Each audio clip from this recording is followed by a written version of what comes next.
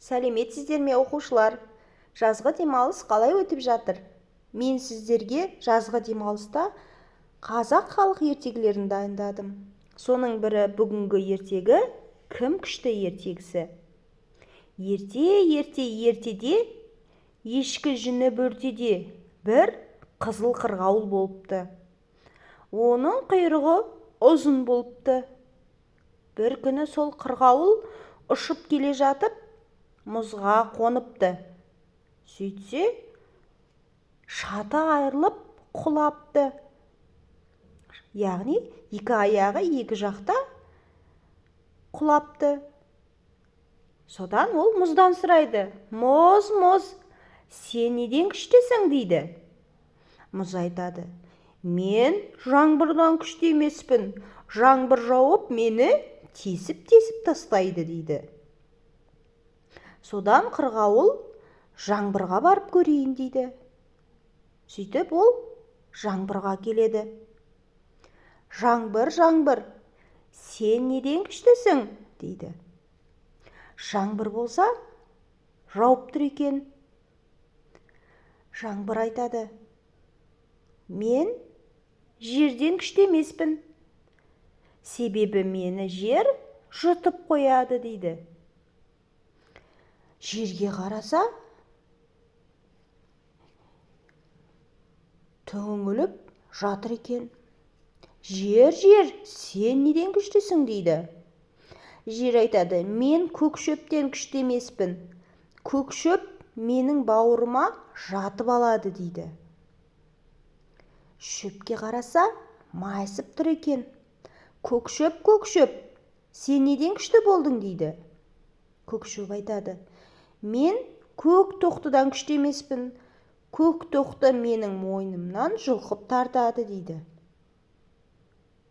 Енді қырғауыл көк тоқтыға келеді.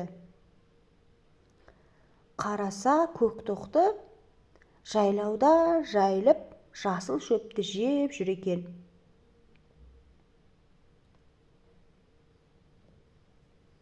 «Көк тоқты, сен неден күшті болдың?» дейді. Тоқты айтады: «Мен қасқырдан күшті емеспін. Қасқыр менің құйрығымды тістейді» дейді.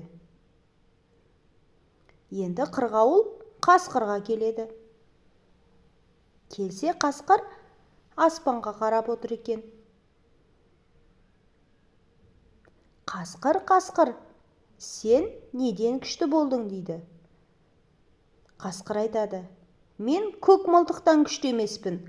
Көк мылтық менің құйрығымды ойып тастайды» дейді. Қараса, көк мылтық тұр екен. «Көк мылтық, сен неден күшті болдың?» дейді қырғауыл.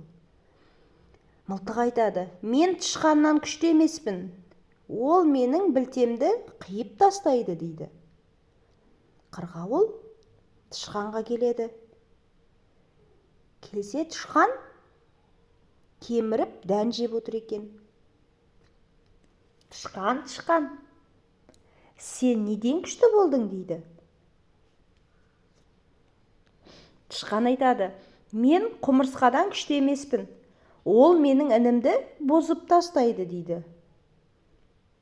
Қараса, құмырсқа ауыр жүк арқалап кетіп бара жатыр екен.